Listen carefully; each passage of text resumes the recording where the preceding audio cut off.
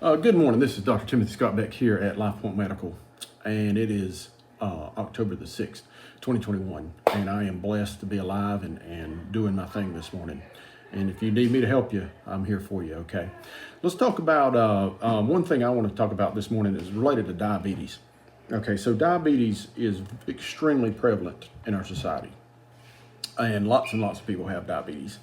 And sometimes people have diabetes because of genetics. Sometimes people have diabetes related to their body habitus. Okay, in other words, if they're extremely overweight, a lot of times you'll get diabetes as part of that. The genetics can be either that kind of diabetes or it can be the type 1 diabetes where you have no insulin. But anyway, I just want to I won't go too much into diabetes as much as I am how we monitor it. And what we do is we check a hemoglobin A1C.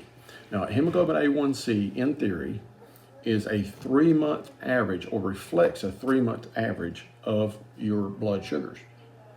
And the great thing about this is this hemoglobin A1C, these numbers, and it usually ranges from 4 to 15, also has been used in many studies to give us an indication of how you would react or how give us a reference to your propensity to have complications related to your diabetes. In other words, we consider 7 to be the cutoff for being diabetes under control. So if you're 7 or under, we say your diabetes is under control, and we have somewhat normalized all the bad things that can happen to you related to diabetes. And above 7 to 15 represents the picture that, hey, if we don't get this under control, we can expect X, Y, and Z to happen within the next 2, 3, 5 years. For instance, if you have a very high hemoglobin A1C, like over 10, we can expect you to have problems with your kidneys.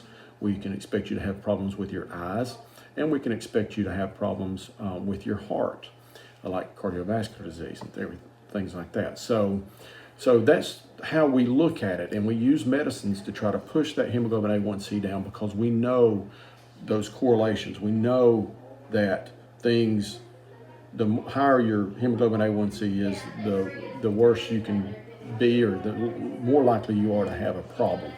Okay, so that's why I'm looking at that, and that's why I care, because we're looking ahead and saying, how can I mediate this patient's future risk of complications related to this one disease? And we use that hemoglobin A1C, and I'm always looking at it, and I want to see it go down, and I want to help you get it to the normal range, which is below 7, and keep it there. Of note, I can gain 20 pounds, and my hemoglobin A1C goes up over 6. And the diagnosis of diabetes is actually confirmed with a hemoglobin A1C over 6.3.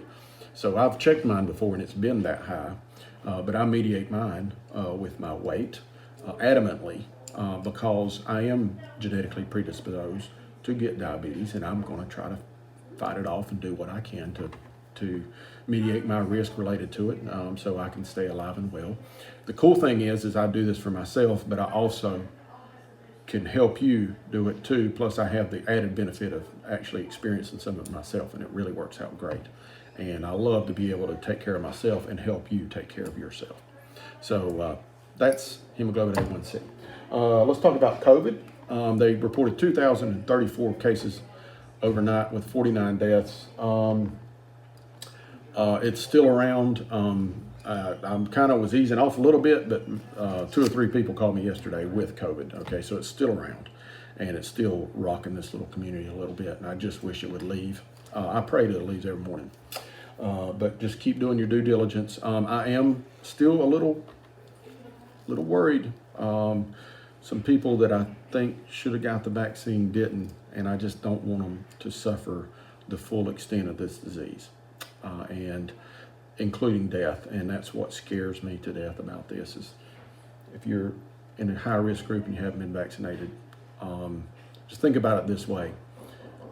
The risk related to the vaccine, I know there's some there, but I don't know what it is, but the risk related to the disease in itself is okay for lots of people, but it's not okay for lots of people either, okay? And it kills people. So just an FYI. All righty. it's Wednesday. I'm here working by myself today, but if you need us, let us know. And Place of Hope, we got our meeting this afternoon, so I'll get caught up on how well we're doing with that. Amazing amount of blessings come our way with that. It is truly incredible what's being done. Have a wonderful day. Call me if you need me. Thank you.